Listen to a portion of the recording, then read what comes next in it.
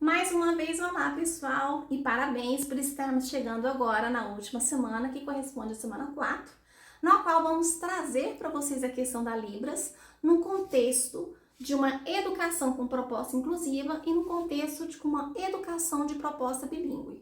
Tudo bem? Apesar de a gente já ter conhecimentos que a gente passou na semana 1, semana 2, semana 3, que foram de suma importância e complementares, agora a gente vem trazer a justificativa dela e esse conhecimento dessas duas propostas mesmo em si, a inclusiva e a bilíngue. Quando utilizamos a Libras na proposta no contexto de inclusão, ou seja, em escolas de inclusão, de proposta inclusiva, no processo educacional e também social, esse processo de inclusão em si, o que a gente verifica? Nós temos várias características que são, nessas escolas ou nesses contextos educacionais e também social, na escola mesmo em si, o professor ele utiliza a inserção, né, utiliza para o ensino dos conteúdos a língua oral, na qual você tem um intérprete de Libras, que é o mediador que vai ouvir essa língua oral, transferir para Libras e repassar o ensino desse conteúdo em Libras para os surdos e vice-versa. O surdo, contendo algum questionamento, faz em Libras para o intérprete, ele passa oralmente para o professor e assim permanece essa relação que acontece. Fora isso, o surdo também, em momentos distintos, ele é atendido numa classe de atendimento especial educacionalizado, numa classe de atendimento educacional especializado, que é específico, que acontece 3 momentos lá, ou seja, onde ele vai aprender algumas palavras, né, em Libras, sinais em Libras mesmo em si, a relação desse sinal com a palavra em português e a prática dessa palavra dentro de um contexto, seja frase, seja no dia a dia, que está relacionado com algum conteúdo que está acontecendo na série ou no ano em que ele está naquele momento, certo? Mas quem vai tomar essas decisões são o professor responsável por essa sala de AEE.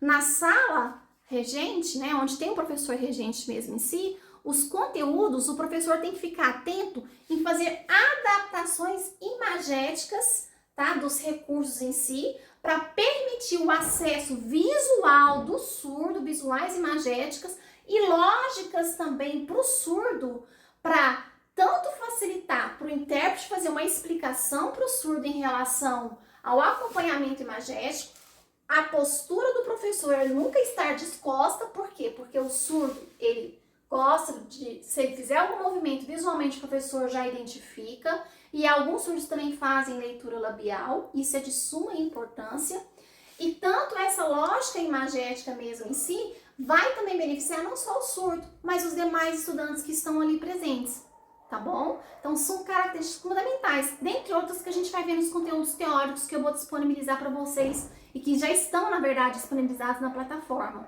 Já no contexto bilíngue, o professor em si, ele é um professor bilíngue. Como assim, professora? Bom, o professor bilíngue, em contextos de escolas bilíngues, ele faz o ensino do conteúdo em Libras e não oralmente, em Libras.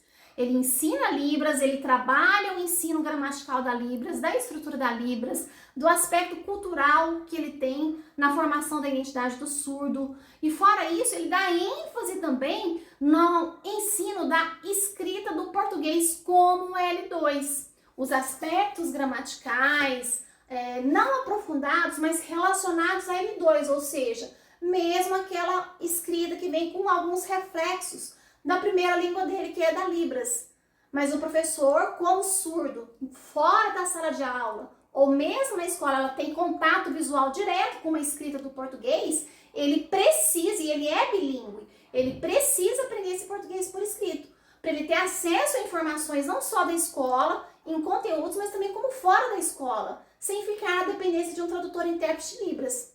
Mas isso significa que não vai ter um tradutor e intérprete de Libras lá? Pode acontecer dele estar presente. Quando? Quando, por exemplo, você tem um surdo com baixa visão. E mesmo assim o intérprete se aproxima daquele surdo com baixa visão e faz a Libras, se ele souber a Libras, né, claro, o surdo com baixa visão, e faz próximo a ele. e assim por diante. Então, a gente tem essas duas diferenças. Mas a gente tem um AEE nesse contexto bilíngue, só a previsão futura que se tem, baseado em cima da questão da lei, ainda mais em 2023, que foi, na verdade, aprovada na lei, né, da LDB, a nova, a modalidade bilíngue do par linguístico Libras-Português em si, ainda está em construção a questão curricular dele. Então, pode haver um AEE, por quê? Porque a gente tem hoje em dia surdo com deficiência intelectual, surdo com autismo, né? Ou só surdo, surdo com baixa visão, surdo cego. E nesse AEE, pode acontecer dele existir, mas vão ser pessoas e todas as pessoas que trabalham nesse ambiente terem a questão da Libras como ênfase para permitir esse processo de contexto bilíngue, de contexto de contato com a Libras o tempo todo. Então, a Libras acontece nas duas situações, mas uma tem uma ênfase maior. Qual? A inclusiva? Não. A questão bilíngue, porque é uma língua de conforto, é onde o surdo se sente mais confortável para aprender os conteúdos formais escolares, que entra o papel da escola ali. E na inclusiva, ele também tem acesso a Libras, mas ele vai ter, baseado em cima do intérprete de Libras em si, juntamente e com uma situação complementar supletiva ou uma questão somativa, digamos assim, ou suplementar do AEE, onde ele vai ser atendido em outro horário, fora aquele em que ele está dentro da sala de aula. Tudo bem? Então, vamos lá a ter acesso aos conteúdos complementares que já estão disponíveis na plataforma e vamos aumentando o nosso conhecimento. Até mais! E aqui a gente finaliza a nossa disciplina.